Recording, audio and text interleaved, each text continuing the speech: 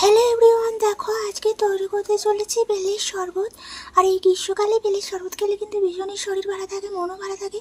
আর ওই জন্য কিন্তু দেখো বেলের মধ্যেই কিন্তু বেলের শাঁসটাকে রেখেছি ফ্রিজে, কারণ স্টিলের বাসন বাটি এগুলো না অনেক কারেন্টের বিল পড়ে, ওই জন্য আমি এইভাবেই বেলটাকে রেখে দিচ্ছি। তো চলো এবার কিন্তু মাখা করে নিই।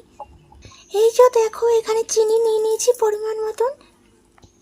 চলো এবার জলটাকে নিয়ে নেব, পরিমাণ মতন জলটা আমি নিয়ে নিচ্ছি এখানে।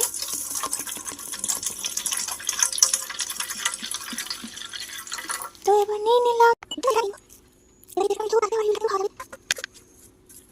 আর এই গ্রীষ্মকালে এত এত গরম, দুপুরে কি করব বুঝে উঠতে আর পারি না।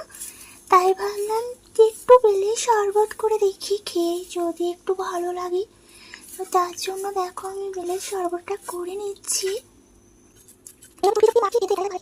তো চলো এই বেলের শরবতের মধ্যে এবার একটু দিয়ে দেবো লেমন জুস।